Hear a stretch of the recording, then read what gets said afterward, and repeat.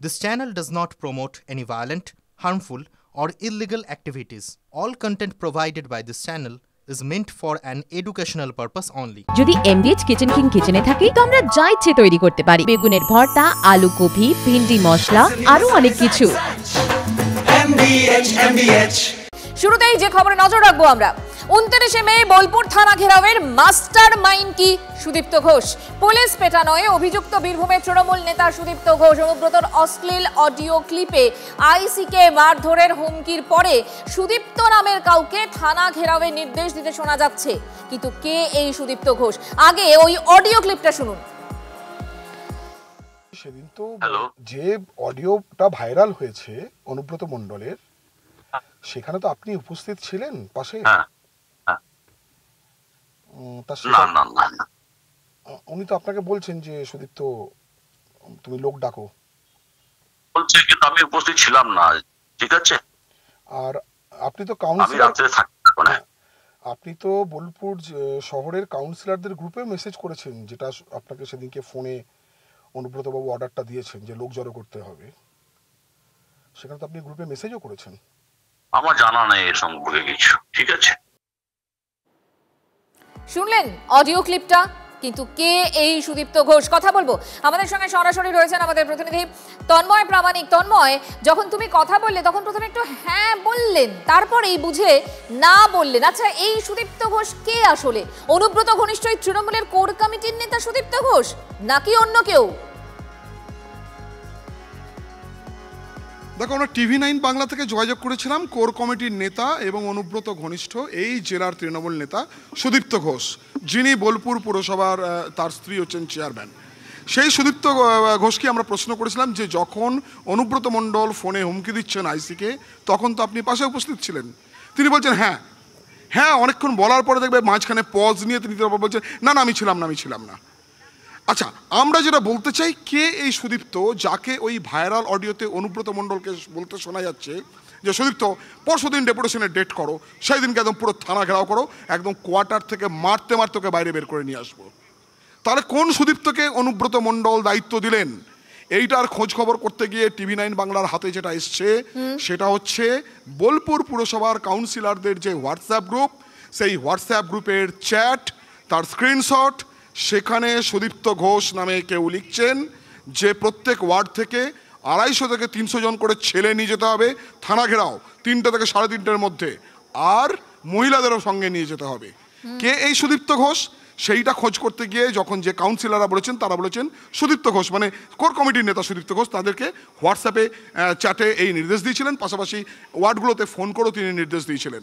তাহলে কোথাও কি মিলে যাচ্ছে যে ওই ভাইরাল অডিওতে অনুব্রত মণ্ডলকে যে সুদীপ্তকে সুদীপ্ত সম্বোধন করে বলতে শোনা যাচ্ছে, সেই সুদীপ্ত কি তাহলে সুদীপ্ত ঘোষ? এই প্রসঙ্গে আমরা প্রশাসনের দ্বারস্থ হয়েছিলাম। প্রশাসনের তরফে অবশ্যই এই বিষয়ে কোনো মন্তব্য করা হয়নি। তন্ময়, আমি আসছি যে চ্যাটের কথা তুমি বলছো, আরেকবার দর্শকদের আমরা জানিয়ে রাখি যে বোলপুর থানা ঘেরাওয়ের জন্য লোক জড়ো করতে নির্দেশ দিয়েছিল এই সুদীপ্ত ঘোষ। বোলপুরের কাউন্সিলরদের নির্দেশ দেন তিনি হোয়াটসঅ্যাপ গ্রুপে নির্দেশে। সেই চ্যাট হিস্ট্রি TV9 বাংলার হাতে, এবং যেটা কিছুক্ষণ আগে তন্ময়ও আমাদের জানাচ্ছিল, প্রত্যেক কাউন্সিলরকে কড়া নির্দেশ দিয়েছিলেন পুলিশ পেটানোয় অভিযুক্ত সুদীপ্ত ঘোষ। পরে যিনি জামিনে মুক্ত, হোয়াটসঅ্যাপ গ্রুপে নিজে হাজির থাকলেও যাবতীয় অভিযোগ অস্বীকার করেছেন তৃণমূল কাউন্সিলর তাপস সরকার। যদিও এই নির্দেশের কথা স্বীকার করে নিয়েছেন কাউন্সিলর তাপসী বাউরি আর সুস্মিতা ভক্ত। 29 তারিখ ওই নাগরিক সমাজের ব্যানারে যে জমায়েত হয়েছিল থানাতে, সেখানে আপনি ছিলেন তো? না না, আমি ছিলাম না স্যার। আমার খুব শরীর খারাপ, আমি বিছানায়, আমি ছিলামই না এবং আমার কেউ যায়ও নি। সুদীপ্ত ঘোষ মেসেজ দিয়েছিলেন, হ্যাঁ, কিন্তু আমার শরীর খুব অসুস্থ, আমাকে বানিয়ে আমার ওয়ার্ডের একটা ছেলেকে বলেছিলেন। আমাদের গ্রুপে স্যার মেসেজ ছিল, আমি হ্যাঁ ওনারই তো মনে হয় মেসেজ ছিল গ্রুপে। স্যার কি লিখেছিলেন যে ওই 250-300 ছেলে নিয়ে যেতে হবে? হ্যাঁ হ্যাঁ হ্যাঁ। যে থানা ঘেরাও হয়েছিল, আপনারা তো ছিলেন, আপনিও ছিলেন, এটা কি মানে এটা কি অনুব্রত মণ্ডলের ইনস্ট্রাকশনে নাকি সুদীপ্ত ঘোষ আপনাদের কাউন্সিলর? না, সুদীপ্ত ঘোষ অনুব্রত মণ্ডল কারোর ইনস্ট্রাকশন না, এটা নাগরিক মঞ্চের ইনস্ট্রাকশন ছিল। বোলপুর নাগরিক মঞ্চ থেকে একটা বিক্ষোভ, কারণ হচ্ছে এই আইসি প্রচন্ড মানুষকে বিরক্ত করে দিচ্ছিল, কথা নয় বার্তা নয়, মানুষকে হ্যারাসমেন্ট করছিল। ঠিক আছে, এখানে কোন রকম অনুব্রত মণ্ডল বা সুদীপ্ত ঘোষ কেউ জড়িত ছিল না। এখানে আমি অ্যাজ এ কাউন্সিলর হিসাবে না, আমি একজন নাগরিক বোলপুর সাধারণ পাবলিক হিসাবেই ঘেরাও করতে গিয়েছিলাম, কারণ আমি এটাই বুঝেছিলাম যে না, এটা অন্যায় হচ্ছে, আইসি যেটা করছে সেটা অন্যায়।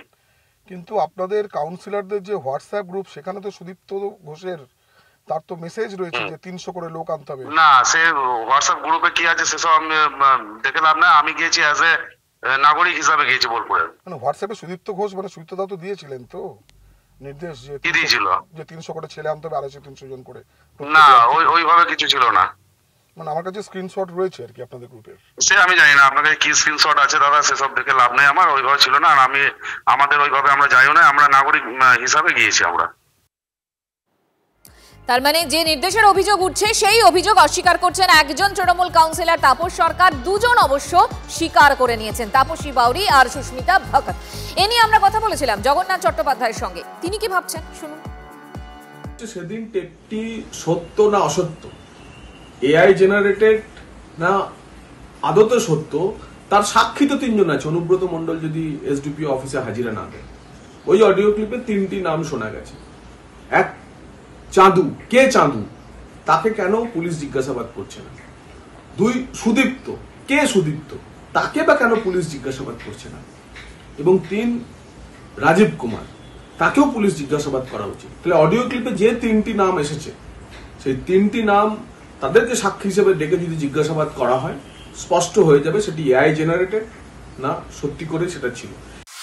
আর মঞ্জিরা, এখানে আমরা আরো একটা ইন্টারেস্টিং সমীকরণ দেখছি। যখন এই কেষ্টমণ্ডল মানে অনুব্রত ফাঁদে পড়েছে, ঠিক তখনই অপর একটি লবি মানে কাজল লবি অ্যাক্টিভ হয়ে গিয়েছে। তারা সেখান থেকে কি বলা হচ্ছে যে তাদেরকে দিয়ে অনৈতিক কাজ করানোর চেষ্টা করা হয়েছিল, ধর্মের কল বাতাসে নাড়ে, বিনাশকালে বুদ্ধিনাশ, নাম না করে অনুব্রত মণ্ডলকে নিশানায় নুরুল ইসলাম। নুরুল ইসলাম হচ্ছে সিউড়ি 2 নম্বর ব্লকের তৃণমূল সভাপতি।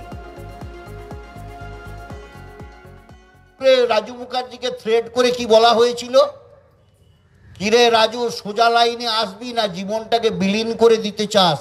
একদম হুবহু যে কথাগুলি বলা হয়েছিল, যে শব্দ ব্যবহার করেছে, আমি সেটাই বলছি সবার সামনে। উদ্দেশ্যটা তো বোলপুর যেভাবে আমাকে মাথা নিচু করতে বলেছিল তাদের কাছে, আমি তা হইনি। বোলপুর যে অন্যায় কাজটা আমাকে দিয়ে করাতে চেয়েছিল, আমি সেটা করিনি। সেজন্যই তো এই ব্যাপার।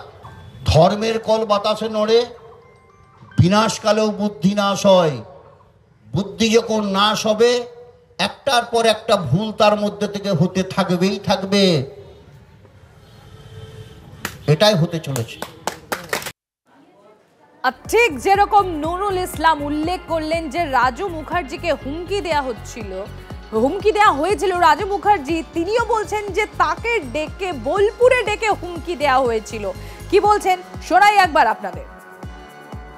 বিভিন্নভাবে ওই রকম টাইপের তো চলছিল, আপনারা তো দেখতে পাচ্ছিলেন যে বিভিন্ন আমাদের যারা অঞ্চল প্রেসিডেন্ট আছে, যারা নেতারা আছে, তাদেরকে বিভিন্নভাবে একটা থ্রেট করা হচ্ছিল বা ভয় দেখানো হচ্ছিল যে নুরুল ইসলামের সঙ্গে থাকা যাবে না, এরকম একটা ব্যাপার তো চলছিলই, ধরুন প্রত্যেক জায়গা থেকেই চলছিল। বাহ, এবার রয়েছে স্বাদ। হ্যাঁ, অপূর্ব স্বাদ। এমডিএচ এর চাঙ্কি চাট মশলা, জীবনে আসল স্বাদ জাগলো। আসল মশলা এমডিএচ।